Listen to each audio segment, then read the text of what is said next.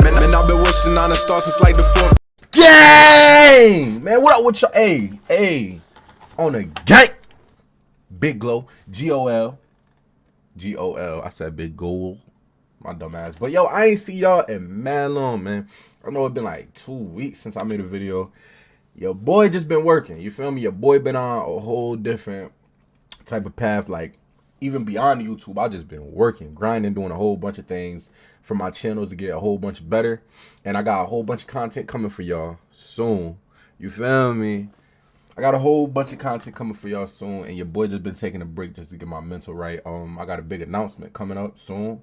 I'm gonna just give it some time. I'm not really going to announce it. But, yeah.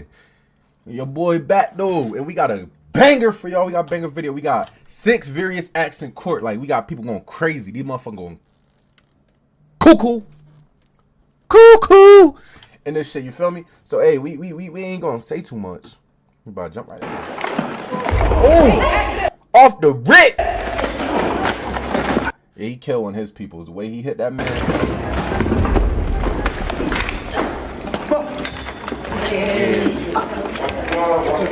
He killed one of his people.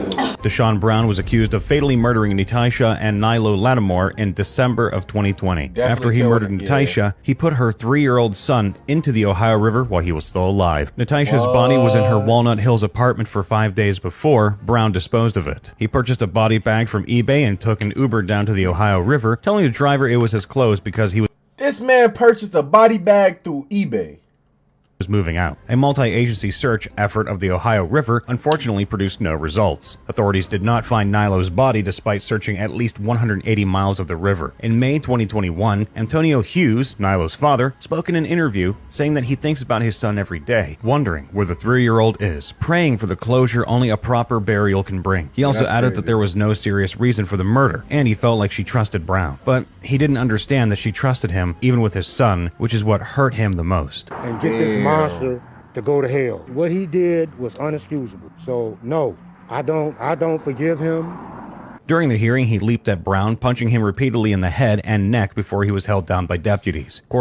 He should have broke that man's neck. Officers handcuffed Hughes and helped him to his feet, but he again lunged at Brown. 4 officers were needed to hold Hughes down before he was escorted out of the courtroom. Hughes was ordered to serve 7 days in the Hamilton County Justice Center. However, he was released 3 days early and was not charged in the attack on Brown. The motive for the murder was also revealed in court. Cincinnati police specialist Kimberly Kelly testified in court that Brown's close friend, Jamaica Cobb, told officers that Natasha had been pregnant with Brown's baby earlier that year and she had a miscarriage. Out of retaliation, Brown murdered her and Nilo. If found guilty, Brown faces the death penalty. However, there have been delays in the trial because a mental health evaluation claims Brown was suffering from serious mental illness when he allegedly murdered his victims. As a result, Brown's attorneys filed a request for the death penalty to be dismissed in Brown's case because of the mental illness and also moved the trial schedule to allow the prosecution to have their own expert evaluate Brown. Because of the time this evaluation process will likely take, the judge agreed to move to the start of Brown's trial. They took away my only child. My only child.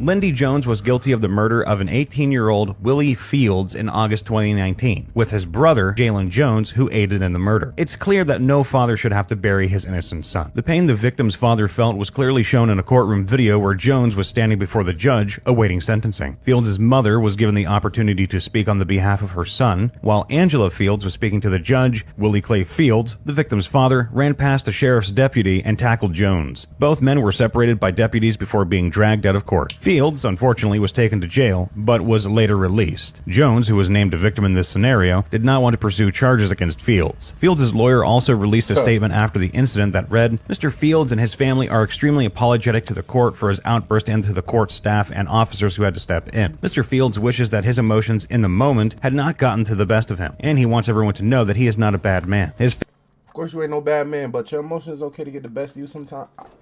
I'm not gonna say that, but sometimes, hey, when you in them situations, bro, and you ain't never gonna see that person again, you do some things that is just like, okay, because then you're gonna be having a regret, because that's the last time you probably gonna see that man unless you go on their wedding, but you feel me? So you like, shit, fuck it.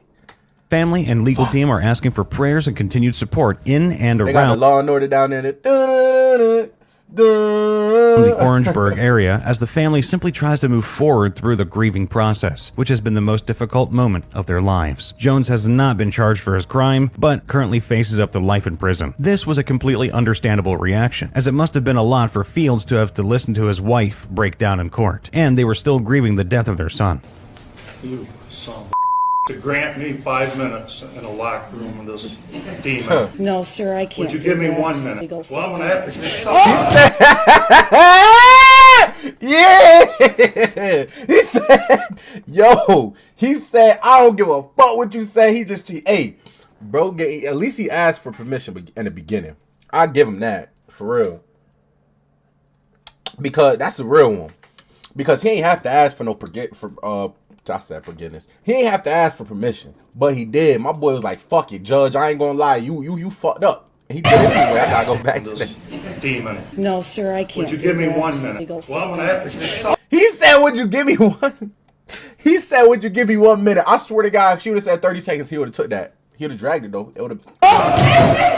Larry Nassar was a former doctor at Michigan State and for USA Gymnastics, who also abused his position in sports medicine to sexually assault hundreds of women as far back as 1997. More than 150 survivors spoke or submitted statements during a 7-day hearing in court more than 4 years ago. Randall Margraves, a father of Nassar's victim, was present during his sentencing. The judge gave him the opportunity to say something, and he responded by asking the judge to allow him 5 minutes in a locked room with Nassar. When the judge said that it was not possible, he asked again, this time just 1 minute alone with Nassar. The judge again declined, and Margraves then charged toward Nassar in the courtroom and tried to attack Nassar, but was held back by officers before he could actually do anything. This was he wanted him. Wait, where did he go, bro?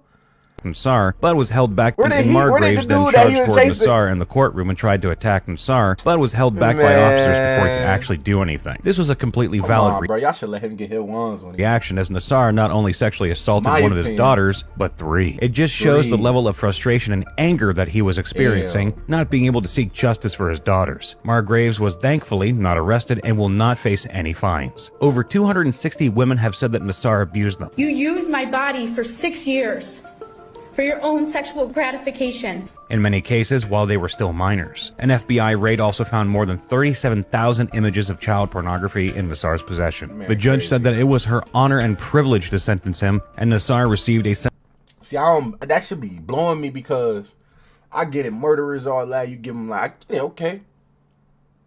Even though those are mistakes, this 37,000 photos of child pornography, that man was not going to stop anytime soon.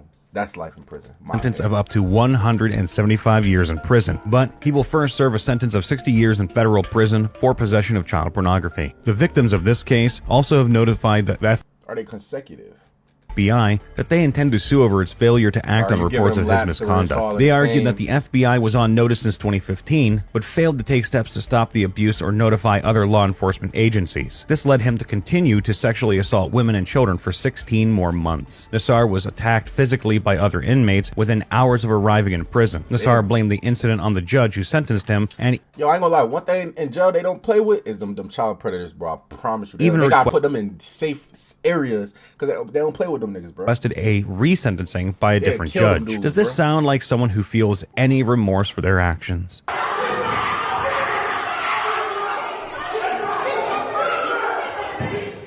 Dale Williams had crashed his car into his ex-girlfriend's vehicle on June 15, 2017, and then shot her multiple times when she got out. He confessed that he waited over 45 minutes for her to drive by him on her way to work so he could run her off the road and shoot her. In 2019, a sentencing hearing for Williams, who was found guilty of fatally shooting... no matter what shorty do to you and all that, I get it. Motherfuckers want to crash out. I get it. I understand it. But no matter what nobody do to you, brother, you don't take nobody's life. Unless... I'm not saying...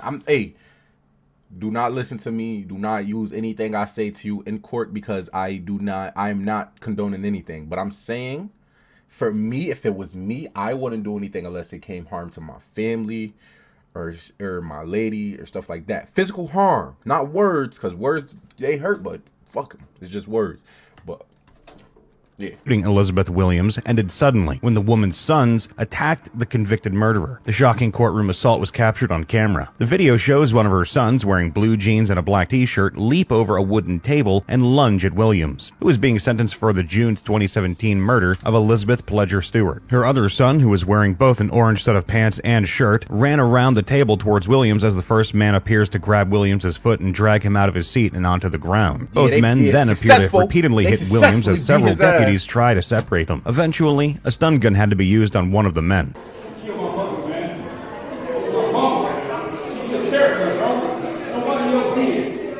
Stewart's daughter was about to read a victim impact statement when her brothers, Jerome Stewart and Anthony Dees, attacked Williams. Williams was taken to the hospital to get checked for injuries and had to be sentenced at a later date, all while Stewart and Dees were charged and jailed for the chaos in the courtroom. Justice was eventually served, as Williams was eventually charged 23 years to life for the murder of Stewart. The incident shows just how much pain her family was in over their loss and that they couldn't contain their anger towards Williams. Should her sons have been arrested since Williams was guilty? I was shocked. How the fuck did that fight go on that long, bro? Right in front of me. Jason Howard was about to be charged for the murder of a man and for shooting at two others in court. God. How is However, this a fight relative going of on a this victim in long? another murder case suddenly charged at him in an emotional outburst. The cameraman who was covering Howard's hearing taped one man reaching over the rail to physically assault him, and another man continuing the punches after court officers pulled off the first attacker. Howard tried to dodge the attack, but they got a few punches in before being stopped by officers. He is shown on the video sitting speechless after both attackers were arrested. He was also checked out by a doctor and was not hurt. I was a protector and a provider for my family, but I wasn't there to protect them and die with them. And I wish I was. I mean, to be honest with you, I'd rather be dead right now. The two attackers were identified as Lewis West and Sultan Hanzu. Why were they so emotional? It turns out that Hanzu is a cousin and West is a brother of Jamela West, who was murdered in Columbus in June 2006, along with her 10-year-old daughter and two sons aged 3 and 5. West was Howard's ex-girlfriend, and her family strongly believes that he was guilty. West had moved to Columbus to put distance between herself and Howard, who was an abusive boyfriend. West had called police in July of 2004 and stated that Howard physically assaulted her twice, and he was eventually sent to prison for domestic violence against West. Howard has also had cocaine charges in recent years. Howard was the primary and only legitimate suspect, so police initially charged him with the murder of West and her children. However, the charges were later dropped because it was thought that the case wasn't strong enough to take the trial. Because all charges were dropped, the investigation was eventually transferred to the cold case unit, where it remains open till this day. I remember that. I remember this one, bro.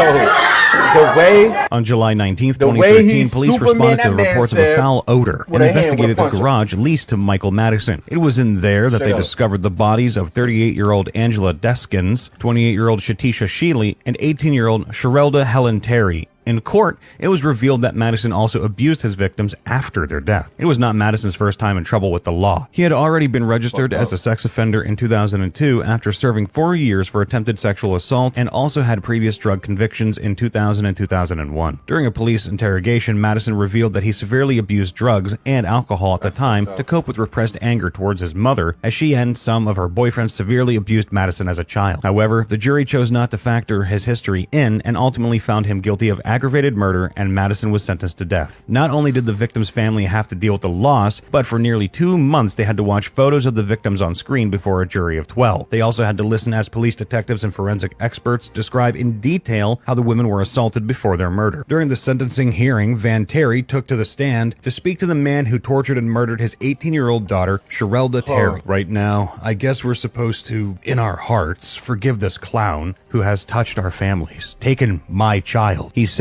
turning towards Madison. Madison's response? He grinned. This caused Terry to lunge across the room at the face of the man who had murdered his daughter. It was an understandable reaction as he was already very emotional from the loss of his daughter. And they should have let him. I'm sorry, in the courthouse when that shit happened, I feel like they should let them for 30 seconds. Not even for 30 is too long, but for at least 5 is too short. 15 to 10 seconds, that man should be able to. You know what I mean? He already killed his daughter. He did what he did. She was defenseless. Why can't he do it? Why he's defenseless?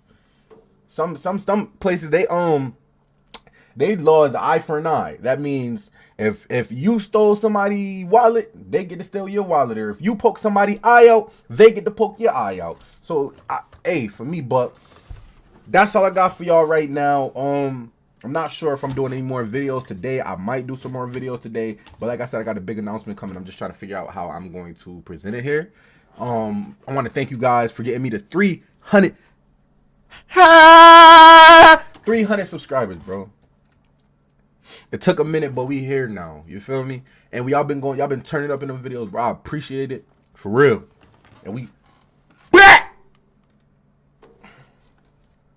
I wanted the video to end, but hey. Gray, me and E dressed in all black, we tryna get paid. Cruising down in the Impala, we serving everything. Hitting every lick, taking dollars, we married to the game. Niggas never focus, hence I'm 10 and 2, you swerving lane. I be making money, God bless her for the little Mary Jane. Money make these men have problems, they start to go insane. Niggas on me, Ocho Cinco, you catch one to the brain. Couldn't show no weakness in person, this song gon' speak my pain. Growing up in poverty buildings, waking up to the bank. Little nigga stomach on eat shit almost every day. Mama told me be what I wanted, so I had to make my way. Couldn't let her down, so I grinded each and every way. Brought myself some J's, first check, thought I need better things. Money gon' move, you make it, and I make money rain. What you gon' do if they take it? It be a rainy day. And yeah, we got them choppers on deck, ain't scared to let them flame. Monkey ass niggas on rope, they try their best to hang. But yeah, I got the money and bitches, but I need everything. Bitch ass niggas don't want the money, they got that chump change.